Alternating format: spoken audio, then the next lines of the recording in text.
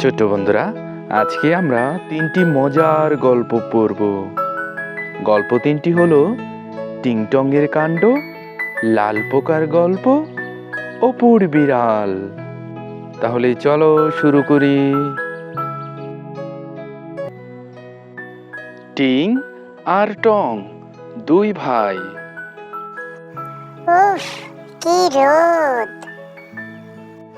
আহ, পাকা আম খাবো। কত উঁচু গাছ! চলো মই দিয়ে গাছে উঠি। বাহ, কত বড় আম! কি মজা! কাঁচা পাকা আম!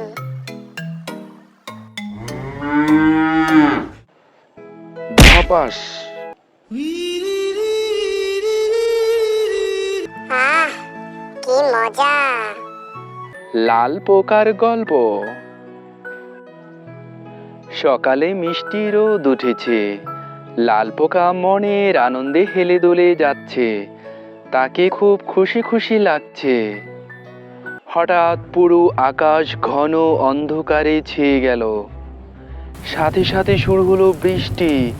বড় বড় ফোঁটায় লাল পোকা ভিজে যাচ্ছে। বৃষ্টি থেকে বাঁচার জন্য সে কি করবে এখন? কোথায় লুকাবে?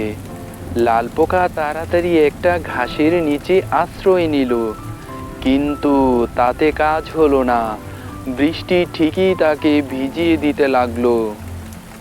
এবার লাল পোকা একটা কাঁটাওয়ালা ডালের নিচে আশ্রয় নিল। এবারও কোনো কাজ হলো না। লাল পোকা বৃষ্টিতে ভিজতে থাকলো। একটু ভেবে এবার লাল পোকা গেল চিকন পাতার একটা ডালের নিচে। কিন্তু এ কি, এখানেও সে ভিজে যাচ্ছে। শেষে লাল পোকা তাড়াতাড়ি গেল একটা কচু পাতার নিচে। যাক বাবা, এই পাতাটা বেশ বড়, এখানে আর বৃষ্টি পড়বে না। দৌড়ে দৌড়ে ক্লান্ত লাল পোকার চোখে রাজ্যের ঘুম নেমে এলো। ঘুমিয়ে সে স্বপ্ন দেখলো বন্ধুদের সাথে মজা করে খেলছে। আহ, কি আনন্দ! বৃষ্টি শেষে ঝকঝকে রোদ উঠেছে। লাল পোকা মনের আনন্দে বাড়ি ফিরছে। অপুর বিড়াল। অপুর একটি বিড়াল আছে। অপু বিড়াল খুব ভালোবাসে। অপুর দাদি বিড়ালটি মোটেই পছন্দ করে না। বিড়ালটি দেখলেই দাদি রেগে যান। এক রাতে দাদির ঘরে অনেক ইঁদুর ঢোকে।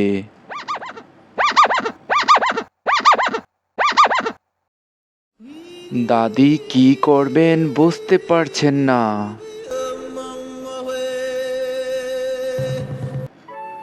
এমন সময় অপুর বিড়াল দাদির ঘরে উকি দেয়।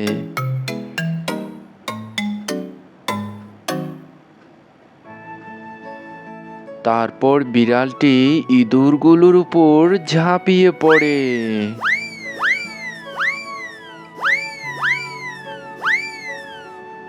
বিড়ালের ভয়ে ইঁদুরগুলো সব পড়িমড়ি করে পালাতে থাকে। অপুর বিড়াল একটি ইঁদুর ধরে ফেলে।